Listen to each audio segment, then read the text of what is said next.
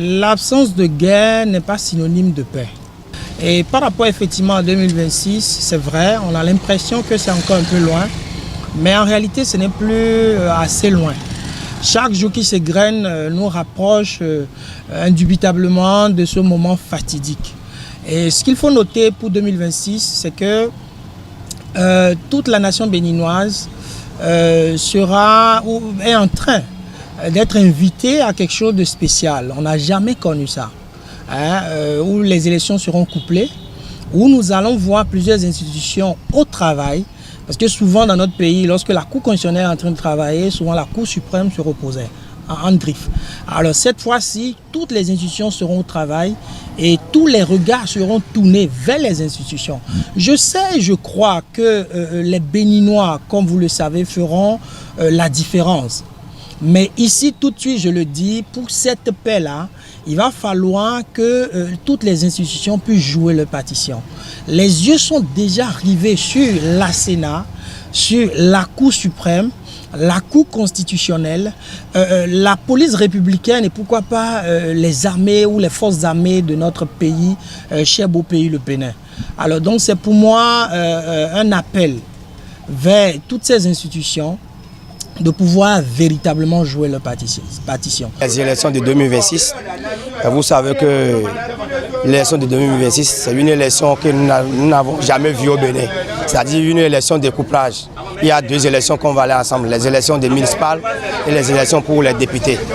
C'est une élection de couplage, donc l'élection qu'on n'a jamais vue au Bénin. C'est pour la première fois qu'on veut tenter ces élections. Donc ce message que je vais lancer pour nous les citoyens au Béninois est un message de paix. Que nous sommes des citoyens, on doit faire notre droit d'aller voter patiemment, très tôt le matin et revenir à la maison. Vous savez que les élections de 2019 nous a donné beaucoup de leçons. En 2019, cette élection nous a donné beaucoup d'exemples. Les gens sont sortis incendiés, brûlés tout et tout, des infrastructures, ce qui nous concerne à nous les Béninois. Les gens sont sortis pour aller brûler les hôpitaux, mais les arrondissements, alors que les actes de naissance sont là. Donc, je voudrais demander aux citoyens béninois que les élections de 2026 soient une élection de transparence, une élection sans tricage, une élection de paix. Vous avez votre candidat, vous avez votre parti, allez voter et revenir à la maison. Les politiciens ou bien certains dirigeants qui vont nous manipuler, nous les populations, en nous donnant certains agents de sortie pour aller faire des dégâts, il faut que nous ne les écoutons pas. Parce que si nous les faisons, ça va revenir à nous-mêmes. Aujourd'hui, il y a des étudiants, nos collègues qui sont toujours en prison, seulement ils n'ont pas la liberté. Alors que la liberté est très chère. Si la liberté est très chère, il faudrait que nous allons rester tranquilles et aller voter dans la paix. Pour les élections à venir, je souhaite vraiment qu'il y ait la paix et surtout que tout se passe dans la tranquillité, dans l'harmonie et dans l'amour, que les citoyens se comprennent, qu'il y a la compréhension, en tout cas qu'on se comporte comme des bons citoyens. Bénin autoropo donc nos vies amis donc élection nation bon mina dame idea donc ni babo nous mais nous qu'on là il comprend aider bon nous fait bien tout mais ce qui dit do agadon mi me de donc derrière nous couvert mi non couvert town donc il y a infini de et ni mamblobo nous adoniton bon tagbaniwa nobi ni madan nobio. Pour les élections générales de 2026, et vraiment je souhaite la paix, le bonheur pour mon pays. C'est vrai, il y a eu une rencontre entre l'opposition et le chef de l'État. Bon, on a vu que quand même il y a une décrispation politique. Donc c'est de bon augure. Et on souhaite que les prochaines élections à venir soient transparentes, équitables, justes. Concernant l'élection à venir, moi je prie Dieu pour que ça aille en paix.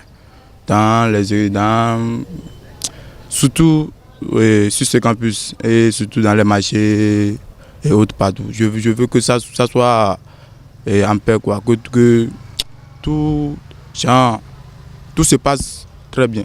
Chaque acteur, chaque citoyen doit faire de sorte que nous allions vers ces élections dans la paix et que nous puissions effectivement tourner dos définitivement aux situations difficiles de conflit que nous avions eues tout au long du mandat du président Patrice Talon. Et pour cela, je crois que d'abord les politiques. Avec la rencontre qu'il y a eu entre le président Patrice Talon et les démocrates, on peut espérer que maintenant le dialogue s'installe. Parce que ce n'est qu'un début pour que le dialogue puisse continuer et que les uns les autres puissent mieux se comprendre et s'entendre. Et que chacun, tout en reconnaissant à l'autre ce qui est de son droit, puisse faire de sorte que nous puissions éviter les situations extrêmes qui amènent au conflit.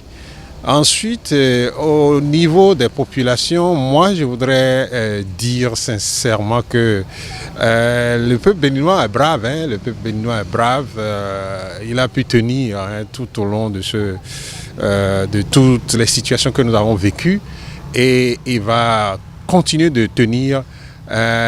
Tout ce qu'il faut souhaiter, c'est que les prières continuent dans les mosquées, dans les églises, dans les couvents, pour que le Dieu créateur de la terre et du ciel puisse entendre nos voix et que la paix règne sur le Bénin. On dit souvent que la paix n'est pas un vain mot, mais plutôt un comportement. Et un comportement s'adopte et est adopté par les humains. Autant que nous sommes, 2026 c'est un rendez-vous, c'est un grand carrefour, les élections générales. N'oublions pas que ces élections sont des moments de fête, de joie, de partage. Une façon d'exprimer notre opinion à travers les urnes.